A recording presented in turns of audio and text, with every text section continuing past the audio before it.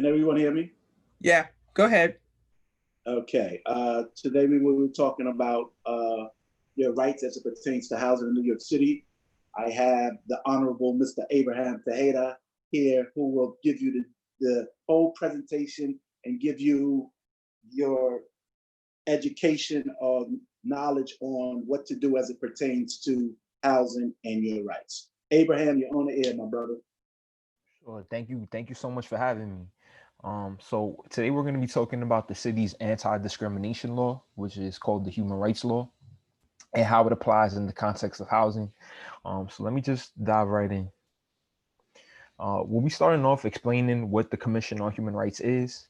Then we'll get into the protections against discrimination in housing under the New York City's Human Rights Law. Then we'll discuss some of the other protections under the law, and then the commission process, what you can do if you experience any of the types of discrimination that we're going to be speaking about today.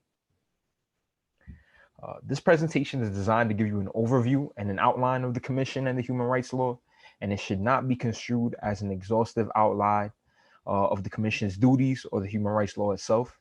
So if there are situations that we do not cover today, but you think that the commission could address it, you should reach out to us.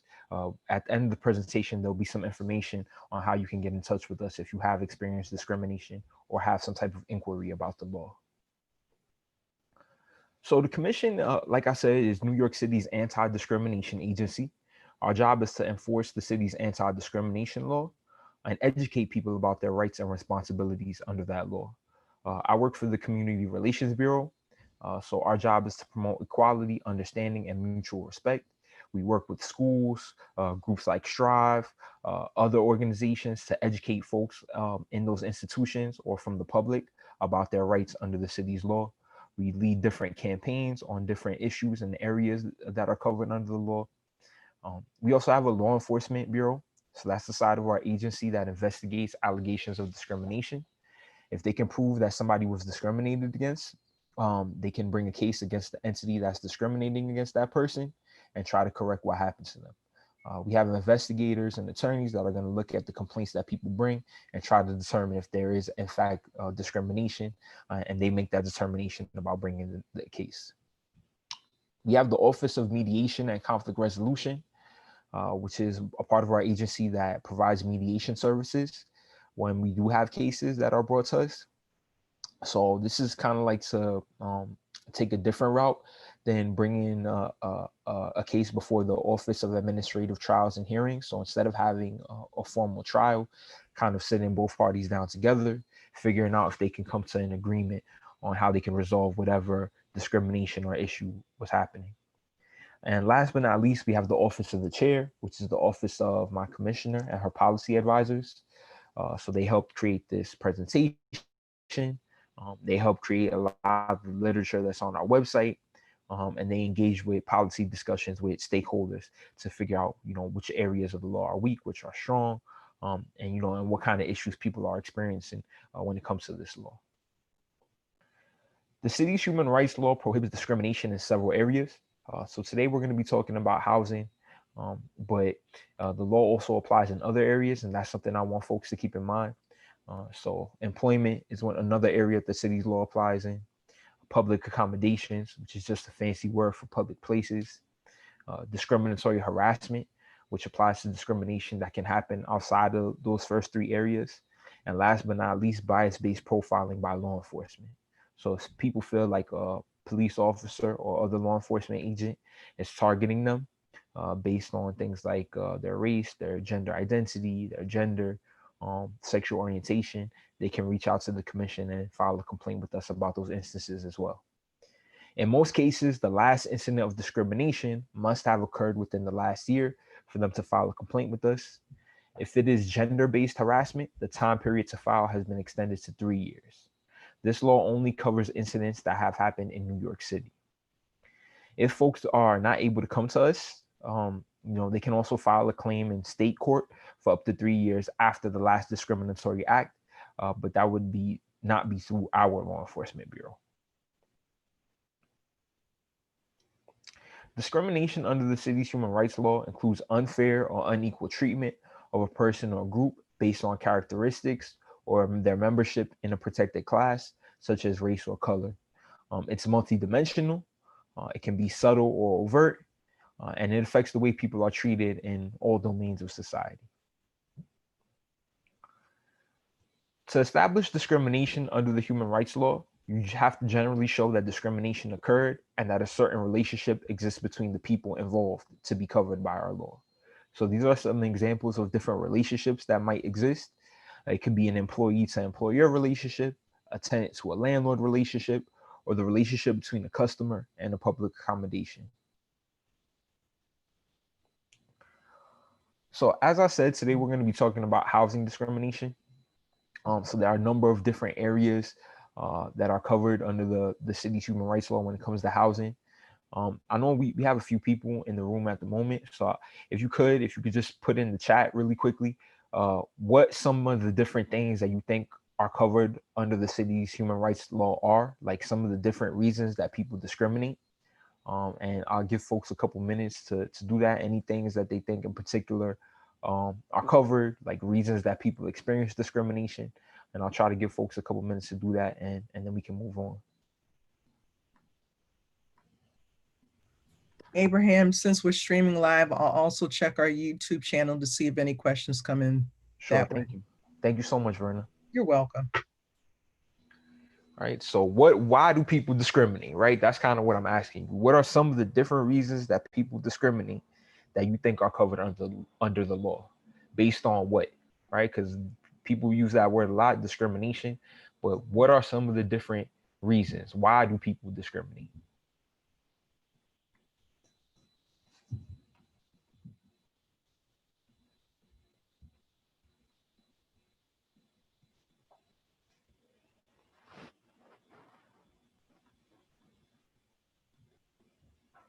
Right, so somebody said money, right? So we're gonna get into that. It's sort of covered, right? Money in itself is not covered, or your income in itself is not covered. But there's kind of like a gray area or protected class that does pertain to that.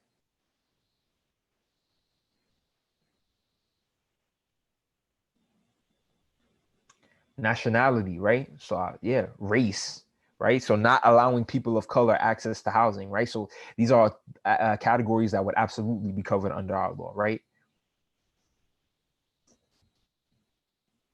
Okay. Let me see. Wait, I think I have one more.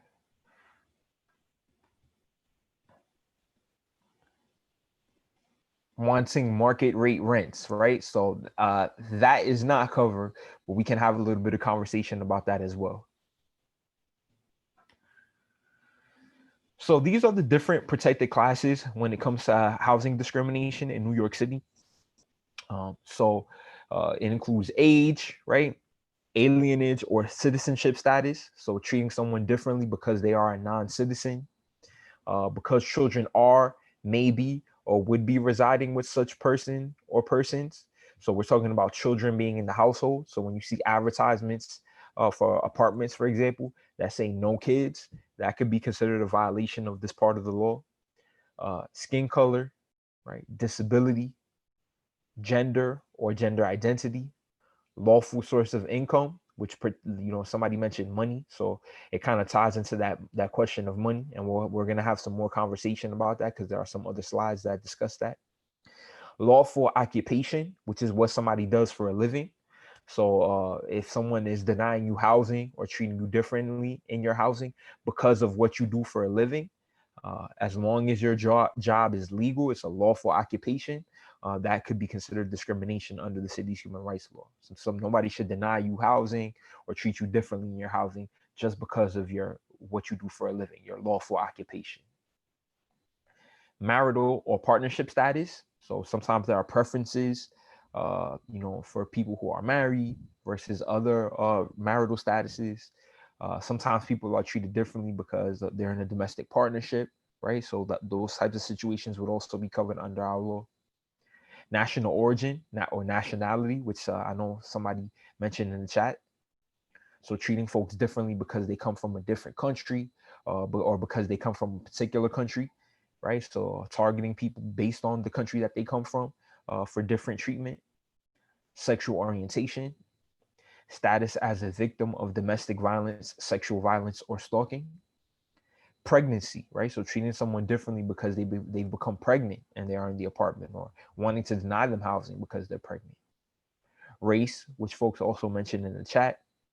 Religion or creed, which is one's belief system, right? So no matter what your religion is, no matter what your faith is, no matter what your belief system is, you should not be experiencing discrimination in housing based on that. And last but not least, uniform service or military status. So people being treated differently because they're veterans, because they're currently serving in the military, that would also be protected under our law. When we talk about discrimination, it's unlawful to discriminate in private and public housing, land, and commercial spaces. The law covers any person who is selling, renting, or leasing, including landlords, superintendents, building managers, brokers, or realtors. None of them can discriminate because of a person's actual or perceived protected class under the law. Some exceptions include a two-family residence where the owner or members of the owner family occupy one of the units. This exemption under the human rights law applies only if the landlord or owner has not publicly advertised.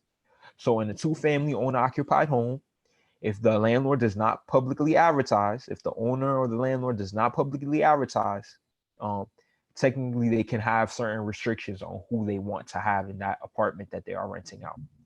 Once the owner publicly advertises, they must comply with our law, and they cannot restrict people or treat people differently based on those protected classes that I mentioned before. Another exception includes rental of rooms in a housing accommodation where the rental is made by the owner and the owner or the owner's family member resides there. So for this scenario, we could be talking about someone who has a spare bedroom in their apartment. Maybe they raise their kids in that apartment. The kids grow up and move and find their another place to live. And now they want to rent out that room, right? They want to rent out that extra room in their home. They want to rent out that extra room in their apartment. So that would also be considered exempt under our law. They may be able to kind of pick and choose who they would want to live with based on some of those protected classes that I mentioned before. The next exception is housing limited to the seniors or persons with disabilities. So usually we're talking about subsidized housing that's created specifically for those populations because they have very specific housing challenges. So in those cases, that's not discrimination. That housing is designed specifically for those folks. If they have certain income limits usually or certain challenges, they will be the ones eligible for that housing. And then we also have gender specific dormitory type residences. So this can be like schools.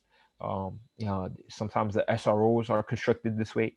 And so this is also not considered discrimination because again, those folks who are living there may have specific circumstances or challenges, and the housing is designated specifically for those people. Who can be held liable for housing discrimination? So I mentioned before, landlords, superintendents, rental and managing agents, real estate brokers and agents, newspapers that are publishing discriminatory advertisements, and also lending institutions, insurance companies, and appraisers can be held accountable under our law. Discrimination in housing, lawful source of income. So we're going to talk a little bit more about this protected class and how it ties into the category of money that, like somebody mentioned before. So when we talk about lawful source of income discrimination, it might sound like this: we don't accept vouchers. Lawful source of income includes any form of federal, state, or local governmental housing assistance, whether it's a cash or a voucher. It can include vouchers for security deposits, one-time emergency vouchers, or rental assistance vouchers. Lawful sources of income include all rent subsidies, and advertisements that say no vouchers are illegal. Some examples of subsidies are Section 8, rental subsidies for eligible families, HASA, city FEPS, SSI, SSDI, or the GI Bill. I'm sorry, Abraham. Sure. You just spoke alphabet soup. Could you go back to city FEPS? Isn't that the result of a number of city vouchers being combined to that? Could you speak more to what it used to be and what it is now? Because some some people watching may not be aware? Sure. So like vouchers and lawful sources of income have kind of like a history in New York City. There have been a number of different programs, JIGITs, other programs that have kind of come and gone, Work Advantage. But this is one of like the newer programs that is being given out right now, the City FEPs. There's also one called SODA. These are not all the different voucher programs that are available. But from my understanding, City FEPs is a program meant for families, right? To help them be able to afford their rents. My understanding that this program is also given to a lot of folks who are exiting our shelter systems. So oftentimes folks who have these vouchers have a hard time finding places to live because landlords do discriminate against them.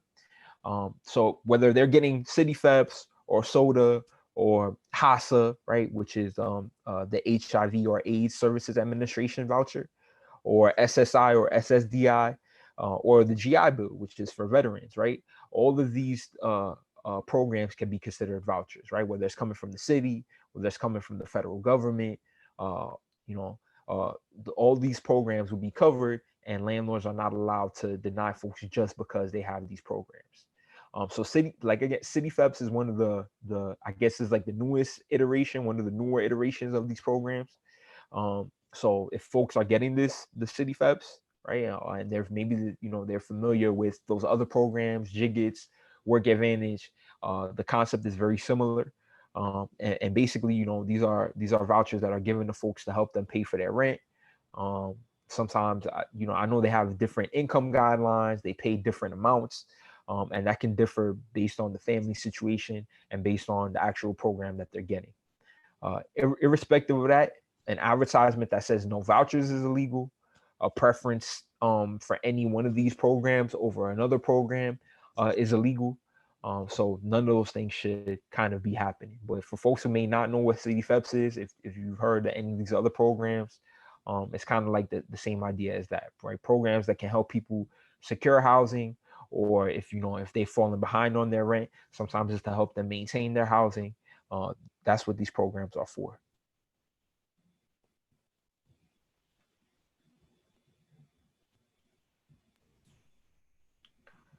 When we talk about lawful source of income discrimination, one of the differences from this protected class and other parts of our law is that this protection applies specifically to landlords or brokers or agents who have buildings that have at least 6 units or more, right? So if the building has less than 6 units, the landlord does not actually have to take those vouchers.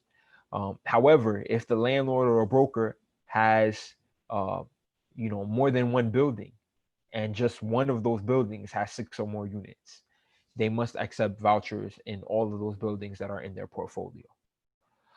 But a smaller landlord who has a building with less than 6 units, right? That's the only building they have. They actually are not required to take vouchers under the city's human rights law, or I should say to consider folks who have vouchers. Nobody's required to take anybody, but to consider people who have vouchers. A landlord or broker who has at least one building with 6 or more units cannot refuse to rent an apartment because the prospective tenant receives public or housing assistance, including Section 8 or City FEPs, like I mentioned before. They cannot refuse to process renewal paperwork for a tenant who has a voucher. They cannot refuse to do repairs for voucher holding tenants, but do repairs for non-voucher holding tenants. They cannot refuse to rent an apartment unless the prospective tenant earns 40 times the rent, because the voucher that the person is receiving should be considered part of their income, right? So often when people are getting these vouchers, they do the income that they're making outside of their voucher is not going to be at least 40 times the rent. So in order for them to usually receive one of these vouchers, their income is probably going to be less than that amount. And so that metric cannot be used with prospective tenants who are voucher holders. The voucher that they're receiving and the money that voucher pays should be counted as part of their income. And landlords are allowed to ask, how folks are going to pay, the other parts of their rent. Like if let's say the voucher does not cover the entire rent, the landlord is allowed to ask, how is this person going to pay, the remaining amount that the voucher does not cover. Print advertisements, including online or newspaper advertisements that indicate a refusal to accept vouchers or subsidies, are illegal. And landlords or brokers cannot require credit checks when the voucher covers the entire rent and utilities. Discouraging tenants with the voucher from applying for an apartment using phrases such as, "We don't take payments from this program. Don't you have any other income? Okay, that program is fine, but can someone else guarantee the rent?" Or, "We will take that program, but you still have to pay first month's rent, security deposit, and a broker's fee in cash up front. Section 8 is taking too long to inspect the apartment. I have to rent it to someone else." These are all the potentially discriminatory phrases, right? So if folks are seeing any of this type of language being used in their conversations with folks or in their correspondence as they're looking for a place to live and they have a voucher, these are all kind of like red flags that might tip them off that they may be potentially being discriminated against and should reach out to the commission. Regardless of the number of units in the building, the landlord must accept rental subsidies if the apartment is rent controlled and the tenant lived there when the law took effect in March 2008, or if the landlord owns another building in New York City that has 6 or more units. This applies to brokers or real estate salespersons or employees or agents who negotiate a rental sale or lease on behalf of the landlord as well.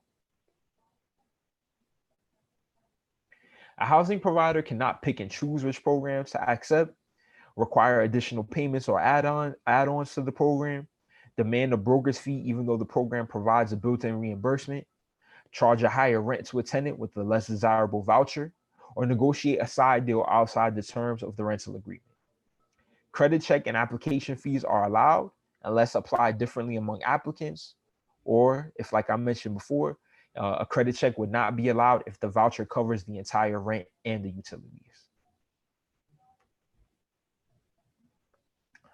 Other types of illegal housing discrimination include refusing to sell, rent, or lease housing, misrepresenting the availability of housing, setting different terms or conditions or privileges for the sale, rent, or lease of housing, providing different housing services or facilities, refusing to provide a reasonable accommodation for a person with a disability, steering a potential home buyer or renter to or away from a particular area, or pressuring for-profit homeowners to sell by exploiting ethnic, racial, or other demographic changes.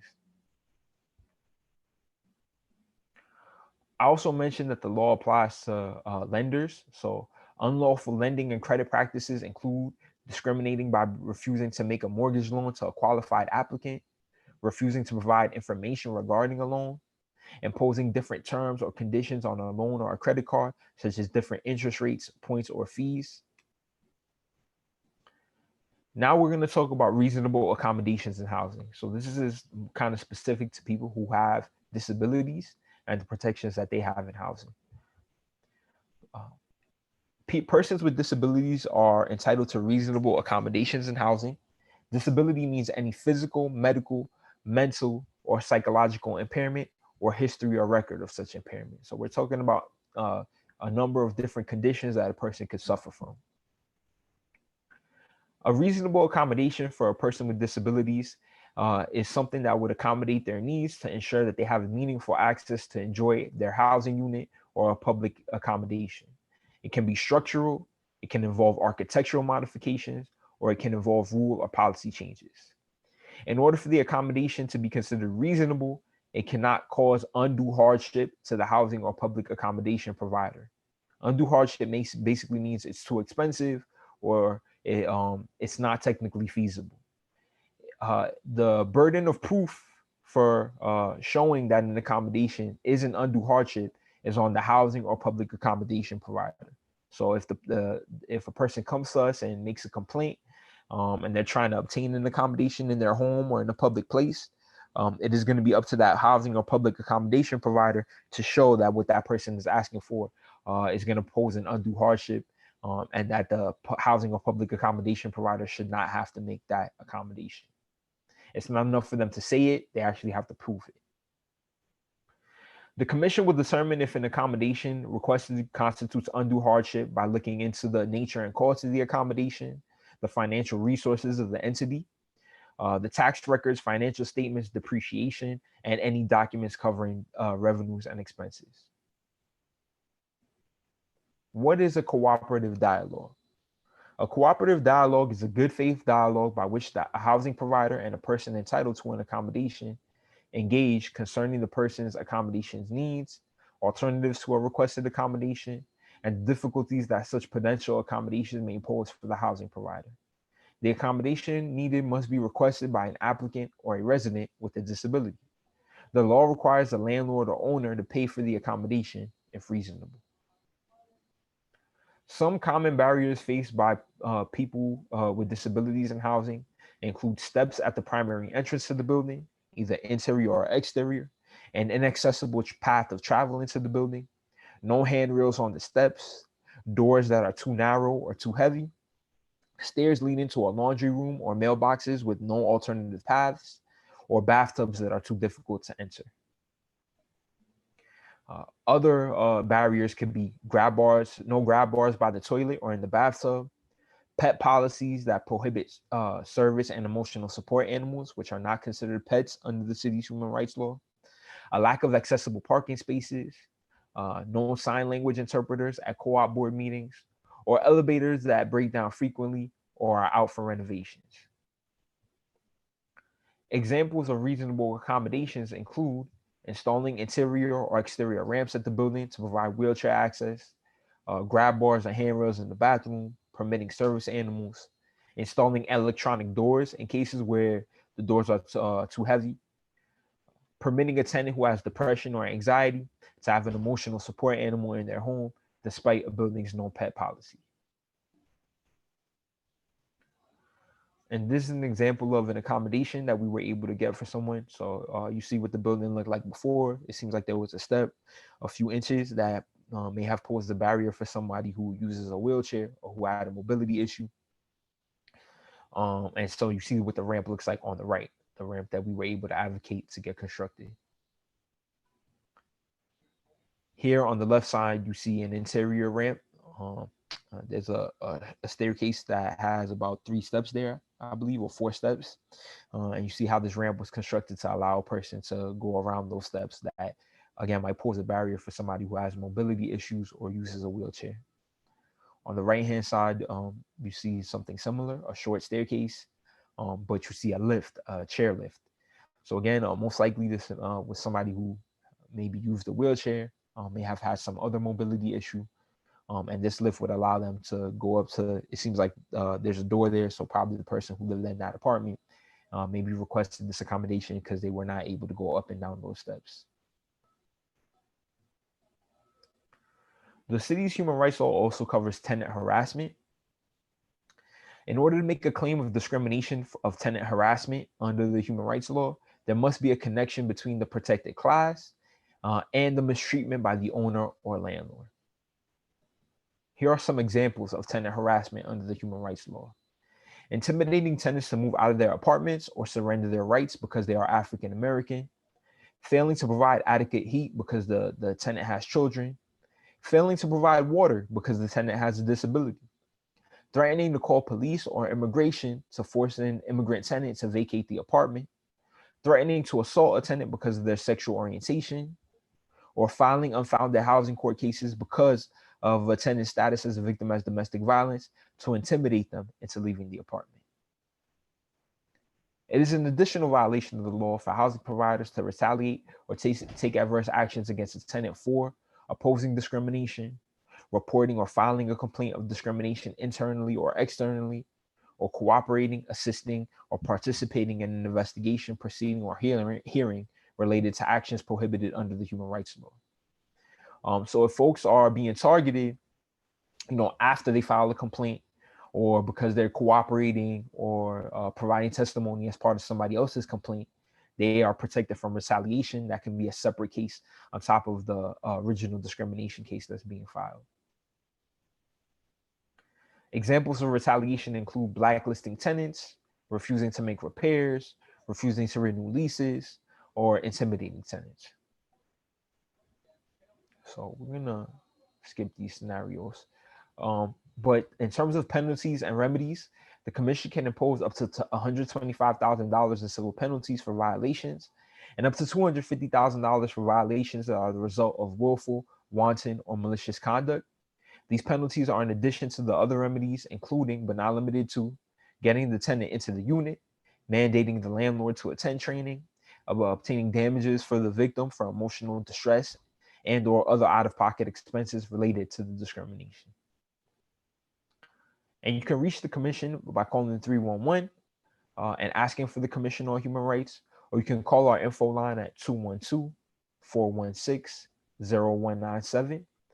You can visit our website, nyc.gov/human rights. You can find a lot of the information that was reflected in this workshop. You can also find literature that speaks to some of the different specific protected classes, as well as frequently asked questions and legal guidance. The process for filing a complaint, you would call our intake line via those two numbers that I mentioned. You describe your situation, right? So you would explain on our intake line, I was discriminated against in housing because, the advertisement was discriminatory, or when I went to go see the apartment, I felt like the landlord was discriminating against me because of the questions or comments they made about my national origin, right? Or, I had a voucher and they told me they don't accept vouchers, or, they didn't want to take me because I have kids, right? After that, the complaint would be filed. Then there's an investigation, right? So during that investigation process, two of the possible outcomes could be mediation or the withdrawal of the complaint. If neither of those things happen, there will be a determination made, either probable cause or no probable cause. Probable cause meaning that the investigators believe that the cause for your treatment was a discrimination. If that does happen, then there will be a trial. After that trial, there's a report and a recommendation. And then finally, there's a final decision and order, which is where, the whatever damages or penalties are going to be assigned. If there's a no probable cause determination, meaning that the investigators concluded that they do not believe discrimination was the cause for the treatment that the person experienced, the person has the option to reach out to the office of the chair and go through an appeal process, right? So if they have more evidence, if something changed, if there was other conversations or other correspondence that they found that they want to bring back to the commission so we can revisit that complaint, they can bring that to us through the appeal process. So I'll leave this up for a minute, and if anybody has any questions, now is a good time to ask, and I'll try to answer them to the best of my ability. Yes, I have a question. Sure. In the case that they do take it to court and they find you do have probable cause, what is, if they are found guilty, what is the penalties? Like, is it a fine? Is it jail time? What would be the penalties for it?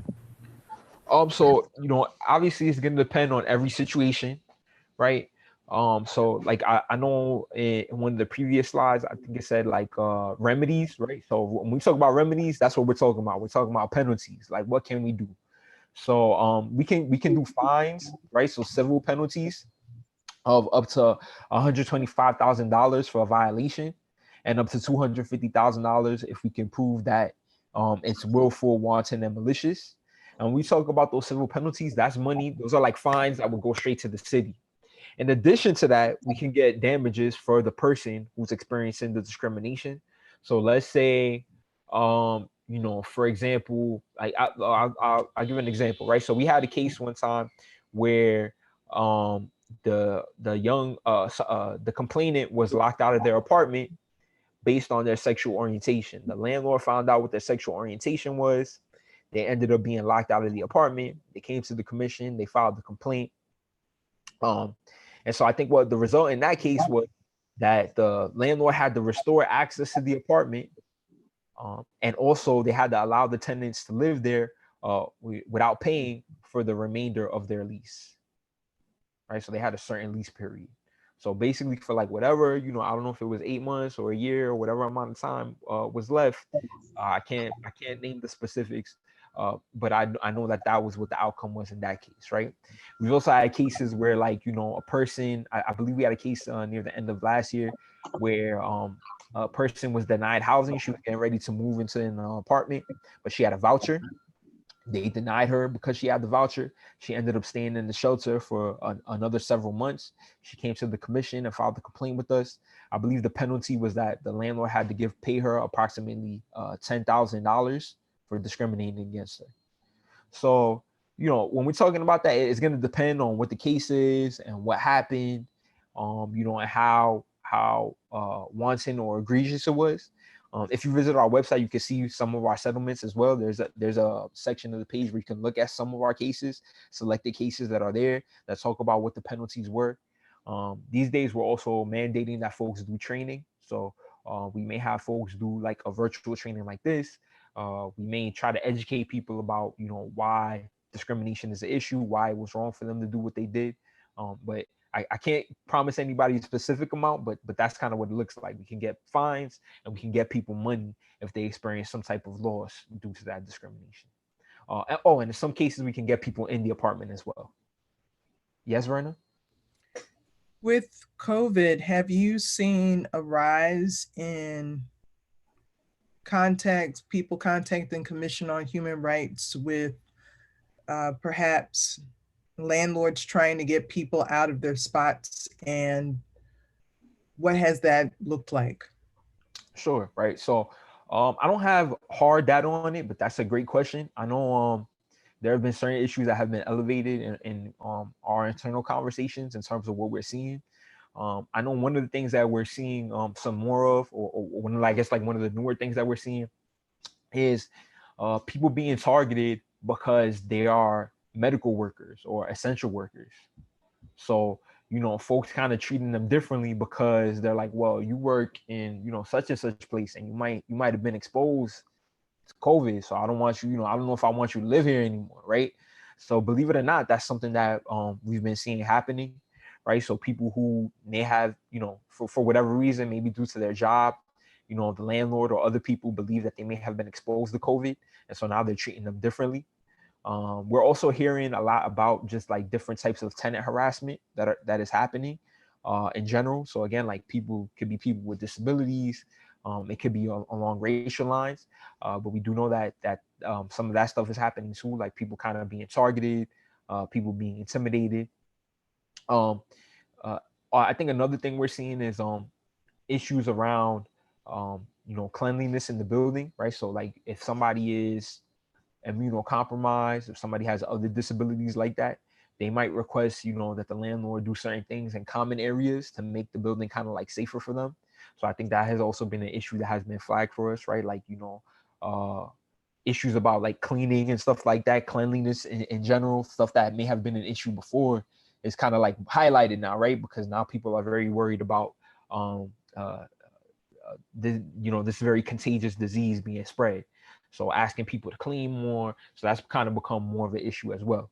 But in terms of like just different issues, I think one of the biggest one has been that, right? Like people who are essential workers, people who are, you know, who may have been exposed to somebody who had COVID, kind of being treated differently and being targeted, right? And so nobody should be getting like evicted or being threatened to be evicted because they may have been exposed to COVID. Nobody should be being targeted just because they work a job that may place them at a bit of a higher risk of catching COVID. So those are a few things that we've been seeing. Thank you. One other question: while someone is going through this process, whether it's intimidation, is there any relief as far as they actually have to live there? Or do they find out after the fact when it's brought to court? Can you elaborate a little bit more on what you mean when you say relief? Yes. So for example, the person brings a complaint to the Commission on Human Rights that they're being harassed. And there are laws against retaliation, but in the meantime, the person is going through it. Does the person have to stay there and hope that everything comes out in their favor, or is there some support or relief while they're in the process of this? I mean, I don't think there's any particular service that we offer that can address that issue. Unfortunately, I think, it is very uncomfortable, but, unless they have a place that they can relocate to, but I know us as an agency, I don't think there's anywhere that we particularly steer them to get out of that situation. Another thing that we just try to tell people and encourage people to do as well is, like, if there's any threat of violence, right, explicit threat of violence, or even subtle threat of violence, the police needs to be called, and there needs to be some type of police report, and needs to be recorded. And because our investigation process does take some time, so that's a valid question.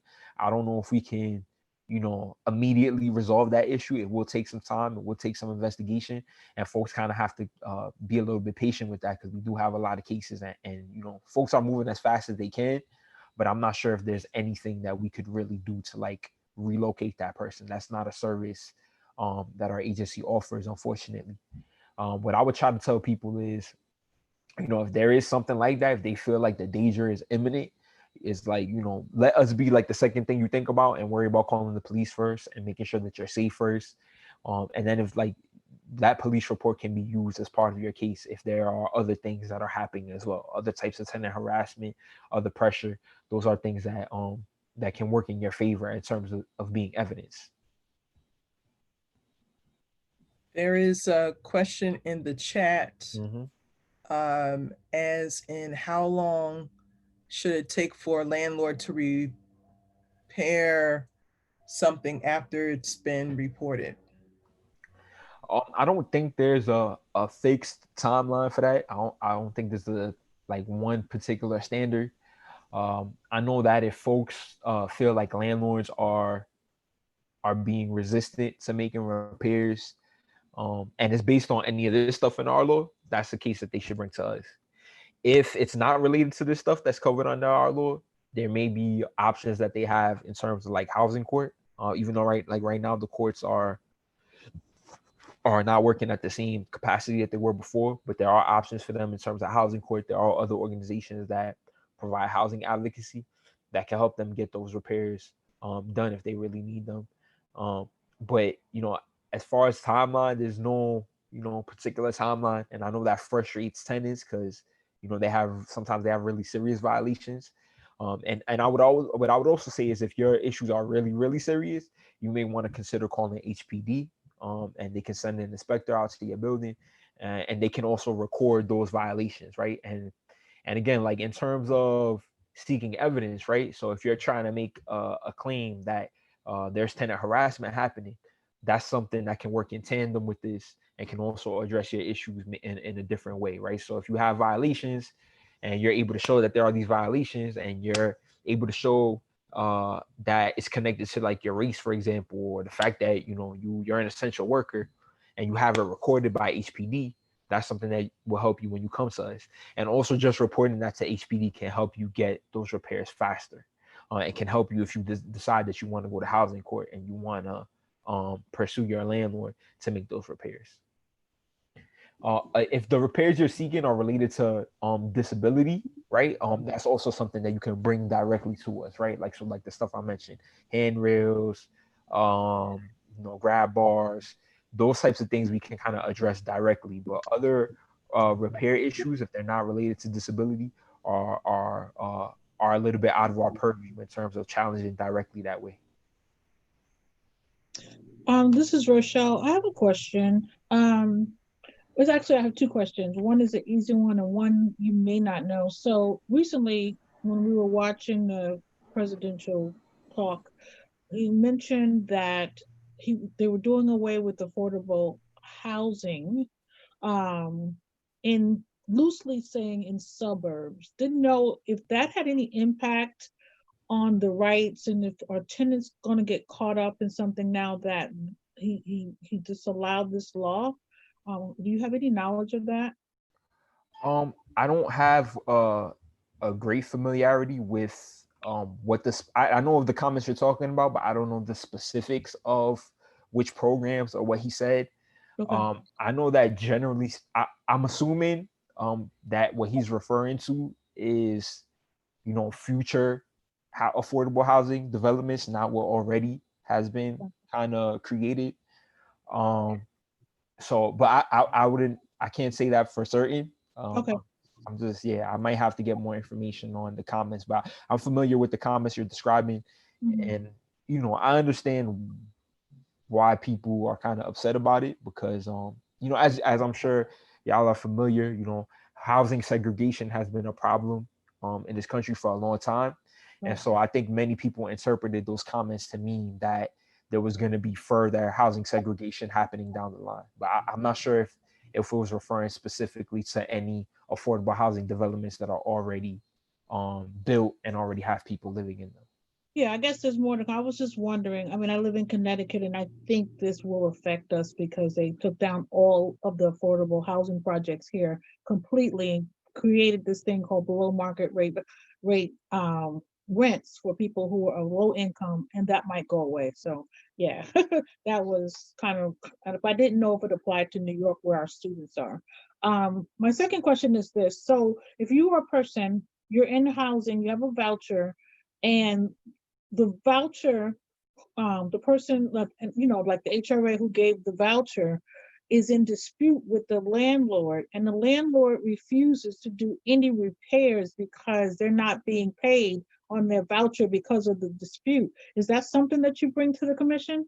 Yeah, I would tell them to come to us, and Mhm. then I would also tell them at the same time as they're reporting that issue to us to also reach out to HRA because I believe HRA can also take some actions against that landlord for not, because like once you're the landlord is part of like these agreements to receive some of these vouchers, there are certain requirements that the landlord has to meet as well, right? In terms of the conditions that they have to keep the apartment in.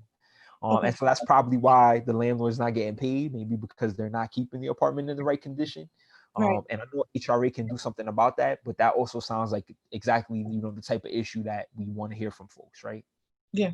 Because the tenant is caught up, and it's like mold and water bubbles in the walls, like really serious stuff. But if something else happens to the sink in the bathroom, the person's not getting any type of service because of the dispute. So, okay, Right. it It works. sounds, Right. oftentimes when we talk about tenant harassment, this is kind of like something that comes up as well, right? So like a landlord doing what's called constructive harassment, which is like them coming in to make repairs but not finishing the work, or them not making repairs at all. A lot of people may not interpret that to be harassment, but many folks can understand that sometimes that's used as a tactic to try to get the person out of the apartment, right? Like, we're gonna make the conditions so bad that I don't have to take you to court. We don't have to argue. You're just gonna leave on your own, right? So if they're doing that to a person who has a voucher because they no longer want that voucher person there, they don't know, they no longer maybe want to deal with the city because the city's telling them, you have to keep the apartment in good condition, then yeah, that's absolutely, it ties in exactly what we're talking about, and that person should bring that issue to our attention. Okay, thank you. Thank you for the great question.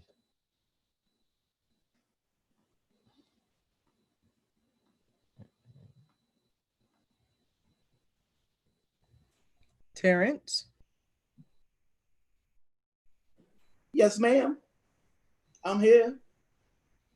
Okay, we're still live on YouTube. So if you have anything else that you want to let those watching know. Okay, so this was the Commission on Human Rights talking about housing rights. The Commission on Human Rights, as Abraham said earlier, do also talk about rights on the job, the Fair Chance Act, and other rights. And we will be having Abraham come back to talk about those different subjects as well. And we will put it out on social media when he does come back so everybody can listen to the other things that the Commission on Human Rights does. And that's about it. So to wrap this up, I would like to thank you, Abraham Tejeda, for not only representing the New York City Commission on Human Rights well, but for being our first guest on our Strive YouTube channel. Thank you everyone for watching with us live, and we will have the information there so that you can reach out directly to the New York City Commission on Human Rights should you need to. And so until then, just as a reminder, we have the Strive Resources meeting for the community every Wednesday at 2 or 2:30. I would check our website, www.strive.org, for more information to see what's happening here at Strive. And so again, thank you, Abraham. Thank you, everyone here at Strive. And most of all, thank you, Terrence, for making all this possible. Have a good afternoon. All right. Yeah, Abraham, thank you, my brother. Thank you for having me. Take care, everybody. Have a great afternoon. Okay, bye-bye. All right, have a good one, brother.